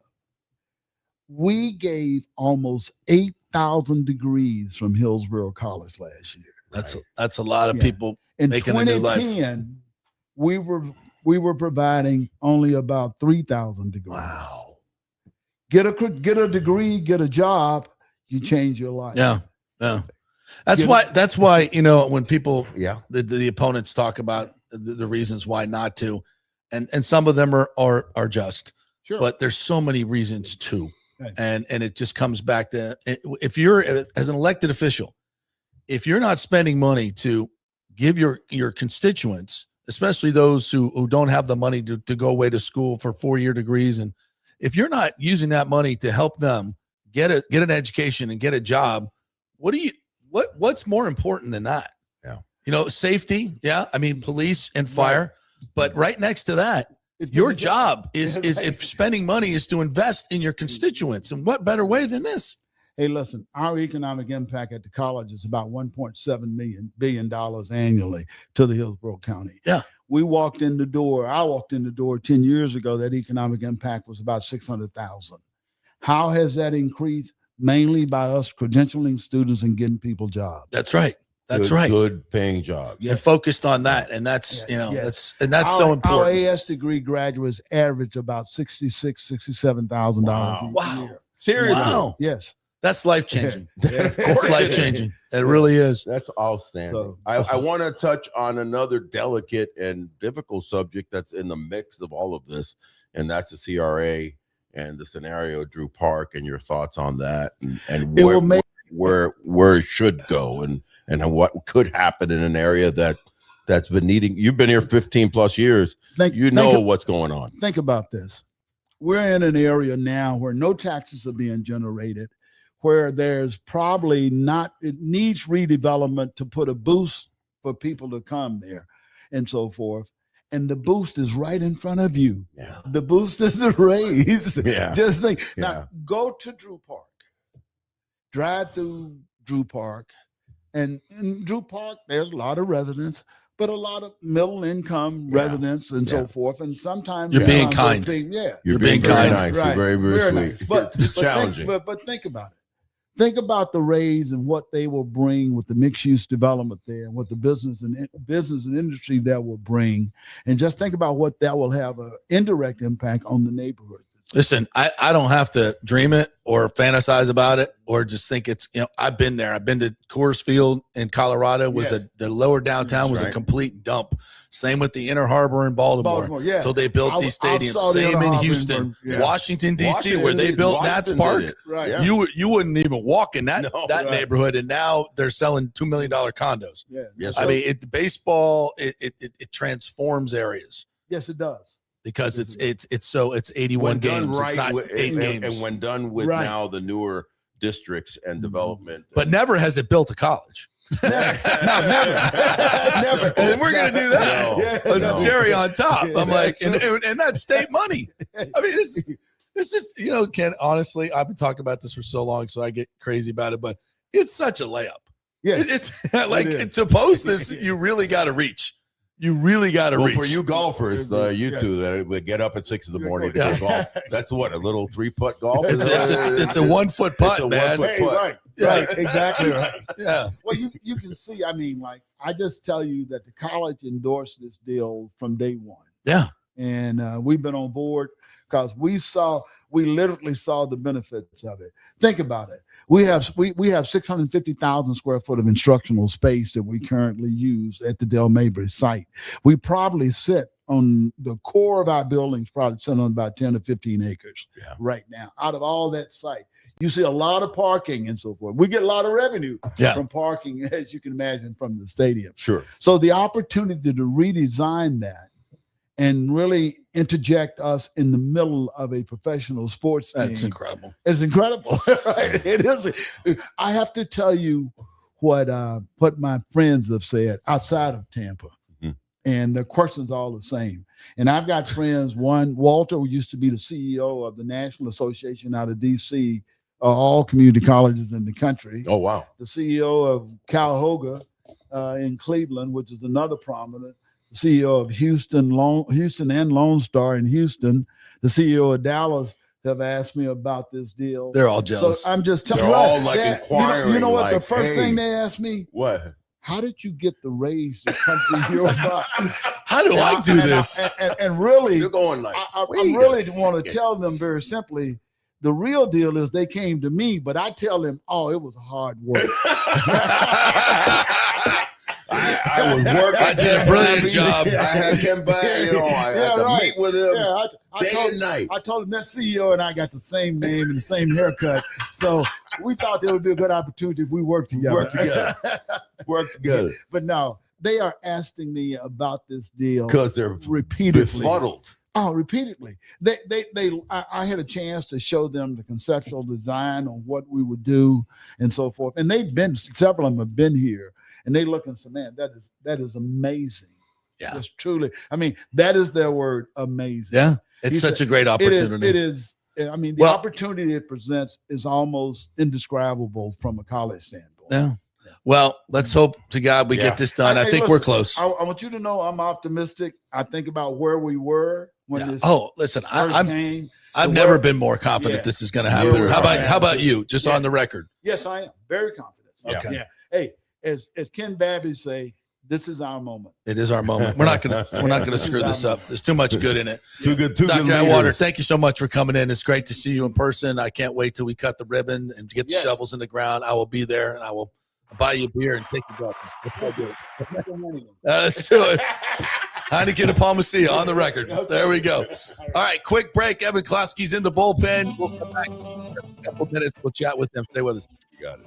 JP here for Genesis of Tampa and the Murphy Auto Group. I think the best way to experience a business is to use that business. And I just did at Genesis of Tampa. Just bought a GV70, a 2023, and it feels and drives all new. It's an absolutely fantastic car. The technology, the comfort, and the price, absolutely outstanding. Frankly, I never thought I could get into a car like this, but they made me a deal I could not refuse. And I also get the VIP service where you can just drive right up, their pit stop service. They'll top off all the fluids, make sure your air in your tires is good, new wipers if you want them. If you need extended service, they will come to you, bring you a courtesy car, and then bring your car back. What more do you want? The experience was just VIP all the way. And you can get that at Genesis of Tampa. And don't forget, you can get extended warranty, which I did. So I have worry-free miles up to 100,000. And all they do is just take it in. Actually, I don't have to take it in. They come to me. It's perfect. It's Genesis of Tampa right there, 801 East Bears Avenue, right off of 275. Go see them and tell them JP sent you. Big thanks to Italiano Insurance, the great folks over there. They will soon be part of Gallagher Insurance. A little name change, but same great folks, same great customer service you've known for over 65 years. They do all the work. You save all the money. ItalianoInsurance.com at 813-877-7799.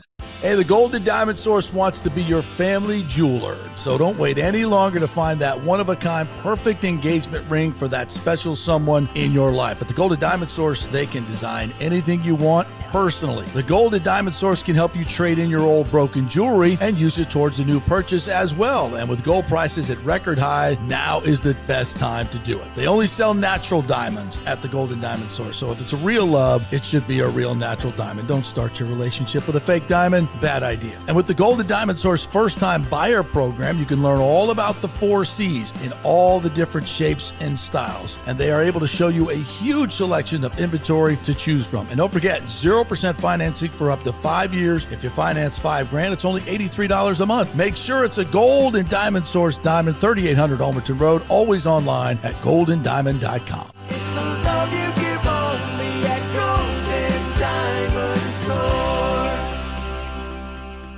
Hey guys, you already know that Riveters is the best sports bar in all of Tampa Bay, but now it gets even better for Rays baseball season. During all Rays games, check this out, $6 Tito's, $6 Jack, $6 margaritas, all during Rays games. Are you kidding me? And that's always a great pour from the great bartenders at Riveters. Great service, great food, everything is fresh, nothing is frozen. And let me tell you, if you want baseball and wings, you will not find any better than Riveters. Their sauces, like the blue cheese and the ranch and everything, is handmade, and the wings are big and they're perfect. Wings, baseball, Rays, Riveters. It all comes together during baseball season. Once again, In addition to all the great food and service you get, $6 Tito's, $6 Jacks, $6 margaritas. It's time to celebrate. Baseball season is back, and celebrate at Riveters. You know where it is, right there on Dale Mabry, just north of 275, just south of the stadium. See you there at Riveters. Pitch Roofing believes giving back is part of doing business the right way. That's why they proudly offer exclusive discounts to those who gave the most to our communities, including veterans, first responders, seniors, and teachers. And for listeners of the JP Peterson Show, there's even more good news. Pitch Roofing is now offering a special discount just for fans of the show. With so many roofing companies coming and going in Florida, it's important to choose a contractor you can count on long after the job is done, especially when it comes to honoring your warranty. Pitch Roofing is built for the long haul with a reputation for quality, transparency, and standing behind their work. Whether it's a repair or a full replacement, their team delivers honest guidance, quality workmanship, and no high-pressure sales. Call 727-67-PITCH, 727-677-4824, or visit pitchroofing.com to schedule a free estimate. Pitch Roofing, roofing done right. Let's go. Right now, back to the show on FanStream Sports. All right, welcome back to the JP Peterson Show. We thank our good friend Evan Closky from Tampa Bay 10 for patiently waiting in the wings. What's up, Evan? How are you, my friend? Thank you for your patience. Oh, you're all good. I'm doing well. I'm just hanging out on the porch. You know what I do. Yeah, hanging out with the doggy, enjoying That's the hot weather. Yeah. You don't have the lawn people coming today, do you? No, I would be inside. That's always the biggest fear of mine. So what did you think of Dr. Atwater? He's a great advocate for the stadium deal, is he not? Yeah, no, I mean, certainly it's a no-brainer in a lot of ways, but for them, it's the biggest no-brainer. Right. You know, if the deal doesn't happen, it's, you know, nothing's going to change with that land over there. So, you know, nothing's going to change with the college. So, you know, it's a win-win in terms of getting the ballpark there, but also, you know, helping Hillsborough College out and everything that they're trying to do over there as well. Yeah. What's your gut feeling on, is this going to get done at this point, the Rays deal? I mean, I've always remained cautiously optimistic. I continue to think so. I believe that there's no I think both sides want to get something done. And when typically you have two sides that on the whole want to find a way to the finish line, you're going to find a way to the finish line. So, you know, there's a lot of things, the speed of this, you're going to get a lot of the negotiations in public. That's nothing new, and so on and so forth. There are some factors that have entered the equation, some variables that have changed, certainly since we started these conversations at the beginning of the year, end of last year. You know, you factor in the Bucs, TSA, the property taxes. So there's some curveballs there, but ultimately, when the dust has settled, I think that they'll find a way to get it to work. All right, so let's talk Rays on the field. And, of course, yesterday, as soon as the lineup came out, I dogged it. Palacios batting fourth behind Caminero. What kind of protection is that? And they went out and hit 3 home runs. So that's how I do that. It's magic. It's magic when I do that. But, you know, it kind of supports my theory. When he gets strikes, he's going to murder him. And Seth Lugo threw him 2 hanging curveballs in the zone, and he murdered him. He never gets to see strikes like that. And yesterday he saw a bunch of them, and that's what he does when he sees strikes. So let's find a way to get him more strikes. That's all I'm saying. Yeah, it's going to be pretty tough to do that. Anyway, someone's going to have to suffer out of that top 3. And here's the thing: it's like the only solution that you really present is flipping Junior with Yandy. But I think that everybody out there would agree, if you needed one person on this team to have an extra at bat, it's going to be Yandy. Like, you want Yandy at the plate. So having him first gives you that opportunity that, you know, if you get a 5th time through the order, like, Yandy's going to be first in line to get that. And then you also want to do right, left, right. So that means Aranda's a natural fit there in the middle. I mean, ultimately, Junior has no protection, but he's figuring it out. And, you know, it's pretty crazy for a guy that sees the least amount of strikes in the zone. He also chases out of the zone less than 30%. And it's amazing for a guy that gets 47% and fewer strikes in the zone, and then also chases fewer than 30% of the time. I think it's like him and Ohtani. I think that's the whole list. Yep. So he's a special player, and regardless of who you got behind him, they're probably going to choose to pitch to that guy more than Junior, because what you're seeing is Major League Baseball show him an immense level of respect, and they're scared of him. They are. Yeah, it's crazy, and he's fun to watch. And I know, that he's got some detractors, but listen, he's 22 years old. He makes mental mistakes. We just hope he doesn't continue to make the same ones, which he has this year. But again, he's just 22 years old. He'll learn. He's the cornerstone of your franchise. I say do everything to protect him, make him more successful. We'll see where it goes. How good do you think this team is? Does it have a chance to do? To me, this American League is so mediocre. It actually, and I'm not saying this is a great race team, but they have an advantage of being 12, 13 games over 500 now. I mean, this is an opportunity to go for it at the deadline in a really mediocre American League and get yourself to the World Series. I don't know if you'll have a better chance.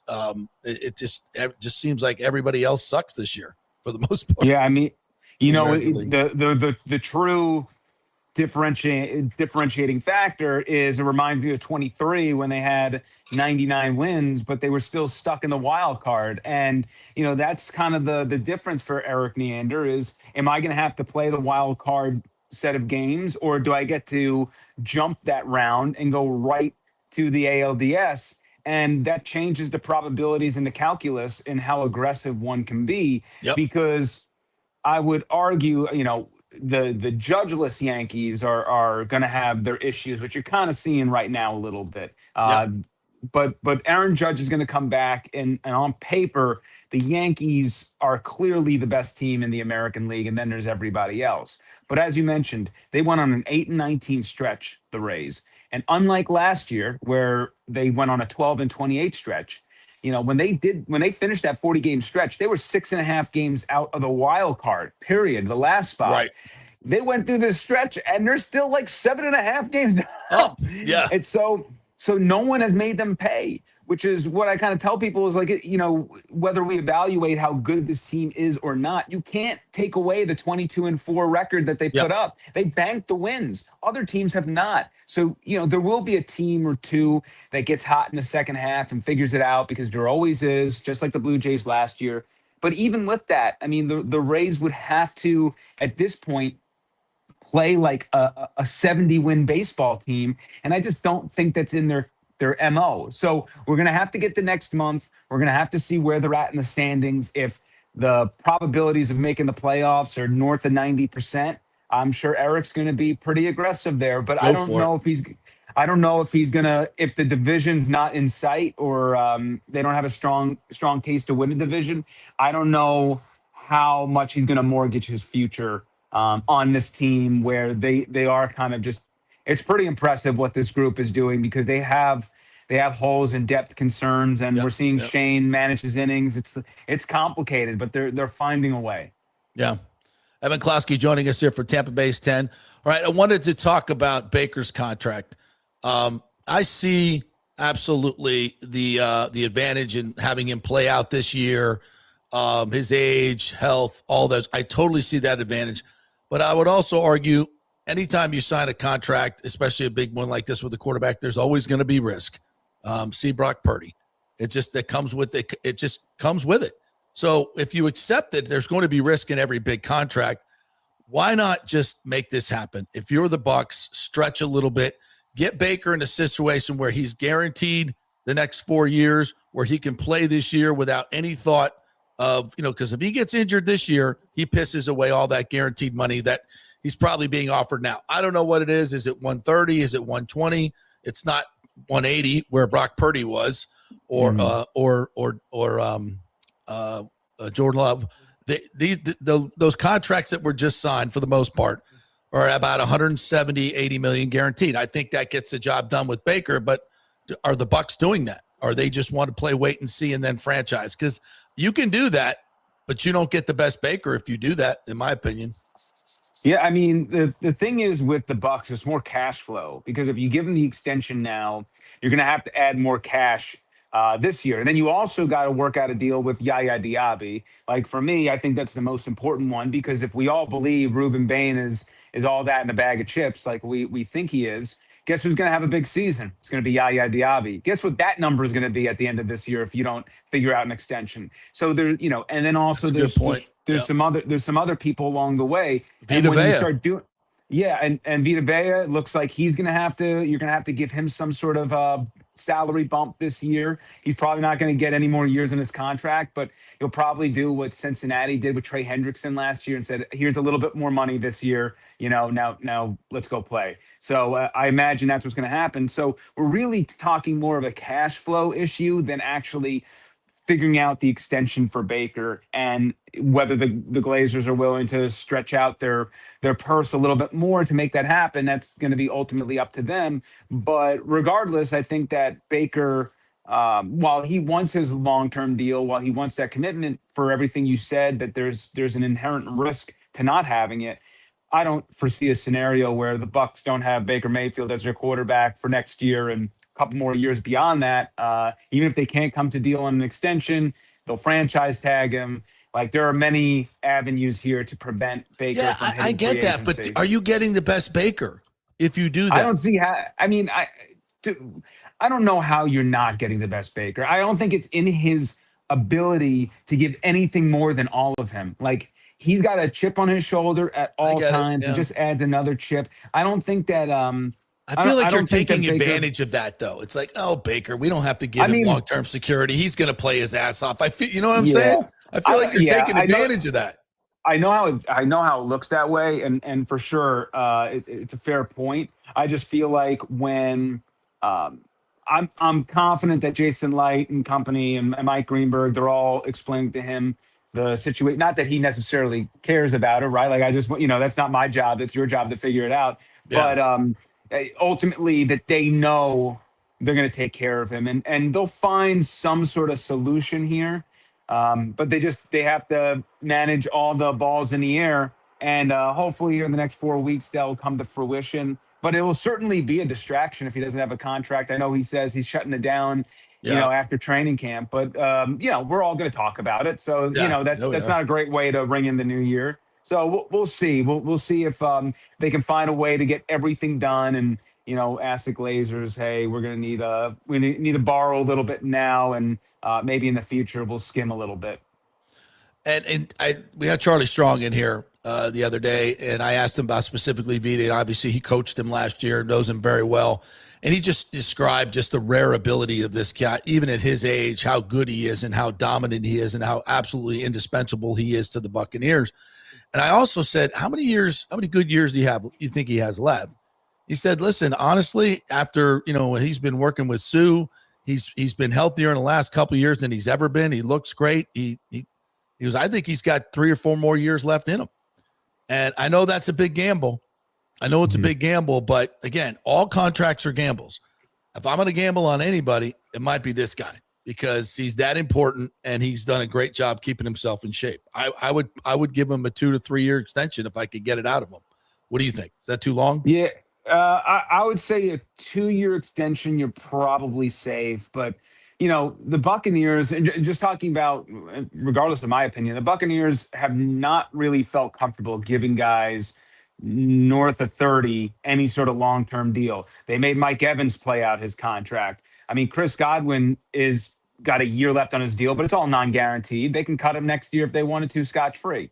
So for the Levante David, 1-year deal. The Rondé Barber plan, 1-year deal. Like, they typically at this age, they want Vita to go with the 1-year plan. Hey, we'll pay you, but we're not gonna. It's gonna be as we go, sort of deal. And I do believe that Vita's got a couple of years left in him, but at that size with the chronic foot issues, he plays through them, but he's got it. It's only going to get worse the more he plays. Right. There is reason to pause when playing with that much money, but he is so important. Todd Bowles was on the record last year saying, like, everything goes through him on the defensive line. Yep. So there, you have to find some sort of solution there, but at some point you're going to have to make a tough decision, because You have Chris, who you're gonna have to guarantee money to, maybe. Antoine Winfield Jr., his contract. You can get out from under that. You can get out from under Zion McCollum. Like, there's a lot of, eventually to keep Vita, someone else is going to go and create a new hole elsewhere. And to Tampa Bay's credit, they have kind of built a defensive line in preparation for life without Vita. It's one of the deepest units. Now they have to re-sign some people next year if they're going to keep it strong. But yeah, that one's an interesting situation to me. Yeah. I don't have. I think they'll obviously figure out a solution for this year, but I don't know. I think it'd be nice if they can get him if they want to tack on a 1-year extension after this year. I'm sure they do it, but I don't think Vita's going to want to do that. No, I think his agent thinks he's got. Yeah, he's going to You get. could go on the open market right now, I think, and get 3 years at 2024.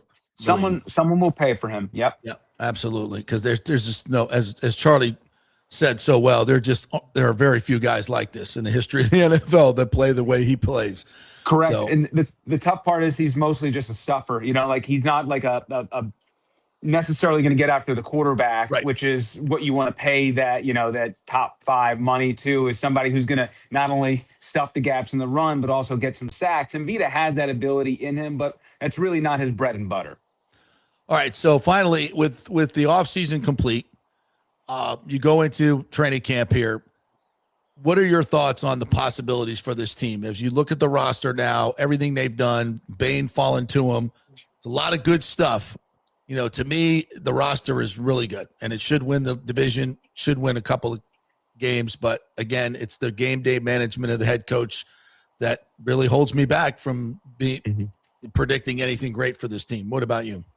Yeah, no, I think that Ruben Bain first round pick, that really kind of changed my viewpoint of how this team could be, because it just helped the puzzle pieces a little bit more. They're still thin in some areas. I think any NFL team is going to be. It's hard to really get it too deep everywhere. Like, if Anzalone gets hurt, they're absolutely screwed. Yep. Same goes with like Trotter. So that's gonna mess up some things. But ultimately, I agree. They should win the NFC South. We'll see what they look like when they get there, as long as they stay somewhat healthy. And at least last year, we did see a maturation in Bowles until the collapse started happening. He put things in his own hand and started making bad decisions again. But the first half of the year, when he was leaning on Zach Bieslein and they were making the analytical decisions and doing all that stuff, like, it was working. There was a lot of progress there, and he panicked there at the end of the season. And I get it, they're to slide, but he tried to play not to lose versus to win, and he's got to go back to stick with it. It's not going to work 100% of the time, but good process will always win out in the end. So deal with the uncomfortability of maybe in your gut being right versus decision being wrong, but you got to stick with the analytics are going to be way better than him, and that's just the truth. So I think, optimistically, I think he'll go back to that with a fresh new start this year. Let's hope so. All right, Evan, tell everybody what's going on over at Tampa Bay 10, what you guys got content-wise. Yeah, no, I mean, you can head to the 10 Tampa Bay News app. Obviously, we're all in on the Tampa Bay Rays right now. It's a quiet part of the season. We'll certainly ramp up here with Team USA, and as they enter the knockout stage, the Rowdies are hosting a watch party on July 1st. So, we got Cabo Verde in town training. So there's a lot of things that we get a little taste of it here in Tampa, even though we're not hosting any games. So, just always check out the 10 Tampa Bay News app, and you can always hit me up, at E Closky on X, at E Closky WTSP on X, and send me questions, comments, whatever. I love interacting. You're very active there. God bless you. All right, Evan, thanks, man. Appreciate you waiting. Obviously a very important interview there with Dr. Atwater, so thank you for your patience. No, you're good. I appreciate it. Feel free to use it on your broadcast. Quote us, please. Thanks, partner. Appreciate you. See you later. All right, let me get to some of the endless plug. Of course, always promoting. If we don't promote it, who will? Garrett Thorson says it's amazing how opponents speak at meetings and cite the college as their position to be opposed. The college doesn't want this. They're hurting HC. Meanwhile, the HC Board of Man. Advisors vote unanimously in favor. I mean, how could you even make that Just argument? don't even understand that concept. Listen, in the short term, yes, there are going to be students for a year or two that have to be in portables. That's the way it is in every expanding college ever. Or My entire situation. 5th grade was spent in a portable. Yeah, it ain't So gonna kill what? you. But stop being so selfish. Okay, the timing didn't work for you. I get it. That's part of life. You're still going to be able to get your education. You're not going to miss any classes. You're not going to get any tuition fees increase. You're just going to have to be in a portable instead of another building. Boo freaking who. All right. But that's price of progress. And that's the other people that come behind you will benefit from it. Yep. It's kind of how it works. Michael LaRue says Pochettino, the U.S. men's national team coach, knew the Algerian ref would call a physical game, so he tested his depth. He found out USA doesn't have any. No, we knew that. He's Even going to I have to knew lean that. on his starters, so it's a good thing they got the rest. Yeah. I agree. No question tactically, it was the right decision. No question at all. And I'm certainly not saying, hey, you got to start all your starters, blah, blah, blah. No. Obviously, the yellow card ones were not going to play. But you did learn something about some of your backup players and some good stuff. Tim Weah, by the way, was absolutely horrible last night. Pulisic was fantastic. He's well rested anyway, right? Already. Yeah, very well. And he looked very healthy. Very healthy, Good. by the way. Calf wasn't bothering him, huh? No. And they'll play Bosnia-Herzegovina in Santa Clara on July 1st. So that will be their next game. They should be heavily favored. That doesn't mean anything in this crazy soccer game. And then I believe if they win that, they will likely play España. That's Spain for you, Tim. Where are they from? What city do they play in? They're from the country of Madrid. Next to Brazil, right? Yeah, Pusheisty says soccer was invented by European ladies to keep them busy while their husbands did the cooking. I've seen that so many times, and it's true, and it's funny. That might be true. Yeah. Bucs Skull Game said we almost had history last night, Kevin Cash. It's all his fault. Thanks a lot, all Kevin. his fault. He says Bucs. Kevin Cash reminds us like what happened the World Series. We haven't learned his lesson taking out the pitcher. I said to myself last night, if we would have blown that lead, I would have had a riot. Yeah, I mean, again, I think in that situation with Seymour, let him finish. Just let him finish. Stop it. Just stop pulling guys when they're on the precipice of history. They're not going to die throwing 10 more, 15 more pitches. Let him go out there for the ninth. If he walks two guys, you got a big enough lead, then bring in the reliever. Come on now. Come on now. You want to know how my brain works, JP? No, because I don't know how my brain works, but no, I do not. When you just said that, let him finish. My brain goes back to the 1984 or the 1988 presidential campaign. I can't remember which one, when Ross Perot was running, and he would get cut off during the debates. Can I finish? Can I finish? Can I finish? That's where my brain just went. That was, by the way, John Morgan starting a third party, which we desperately need. I don't know if we need him starting it, but I'm with you on the idea, John. I'm with you on the idea. I don't know. Sanity. How about just third party? I think the Unity Party would be the best. There you go. It probably won't be accurate, but no. Well, it might be. That's what we're trying to do. Bring everybody together. The Unity Party. By the way, quick message to Fox. Party. Can I put out a quick message to Fox Sports? I think that's part of the reason I can't watch soccer here, even the World Cup. And I watch a little bit. I'll watch some of the U.S. team, and I'll probably watch going forward now that some of it matters. Why does every announcer on every game have to have a freaking British accent? Why can't we have Americans calling the games in America? Actually, I think a lot of them are American. I've never heard one American guy, and I know there's lots of them because I know some of them that call games for MLS. The guy that called the game last night that are really good. I didn't watch last night. Yeah, I think Ian Dark's the only one that does. We have too many Euros calling games in America. All right, once again, your soccer takes are awful. Mine are bad enough. Yours are horrible. Yet accurate. What was I gonna say? Just in general. our good friend Rob Stone, boy, he's working with some trouble. I mean, those halftime hits are so disjointed with Clint Dempsey and Carly Lloyd and Alexi Lawless. Bad. Oh my Lord. I love Alexi Lawless. I mean, like when you're doing, everybody knows when they're supposed to talk. Yeah. But evidently they don't know. And Clint comes in and he's like, oh yeah, that's a bad ball. It's just, Carly's the only one that freaking says anything. Alexi, he shouldn't be on the broadcast. No, I mean, he has great information, but I feel like he's always trying to be the Dick Vitale of soccer. Yeah. He's just trying so hard to yell and just be a personality. And it's just not working for me personally. He knows soccer, just stick to the soccer. You're really good at talking X's and O's, but he tries to do all these flowery, crazy things. And then Carly's she's the only one that will actually criticize anybody. And thank you for that. Like, she will actually say, you guys played like shit.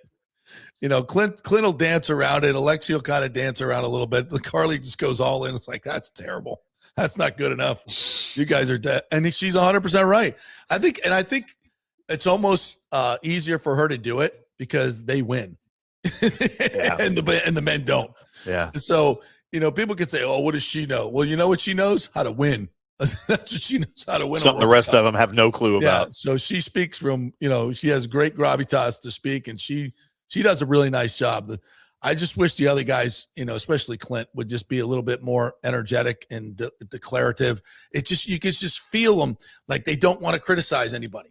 They don't want to criticize anybody. And it's like, if you're going to do this job, bro, you got to let it rip. And otherwise, if you want to be nice to everybody and not ruffle any feathers, go sit on the sidelines. Your job is to call it like you see it and stop dancing around it. They look like shit last night. And you can say that. It's as wonderful as they looked in the first two games. Last night was ugly. And for good reason. You got 9 new players in there, but they got done what they needed to do. Pulisic looked fantastic. I can't wait to see the whole team and everybody come together against Bosnia, a game they should win. Is Bosnia good? Not really. Good. Not really. Okay. I might watch that one. Herzegovina's good, but Bosnia, no. So when you combine them. Aren't they the same country? They are. Is that like Turks and Caicos? It's a joke. Turks and Caicos? Which one's better, Turks or Caicos? I don't know. All right. That'll do it for this really uninformed soccer broadcast. I hope you enjoyed nothing there. There we go. Play this on the loop in the car. Thank you guys for watching all the shows today. Big thanks to Atwater for coming in. If you missed that, you got to go watch it, please. Turn up opponent of the Rays deal. I don't know, to see how you can be after watching that. It just makes all the sense in the world. So thank you, Dr. Atwater, Big O, for coming in. Evan Closky. Have a great weekend, everybody. We will be back on Monday with more fun and frivolity. See you then.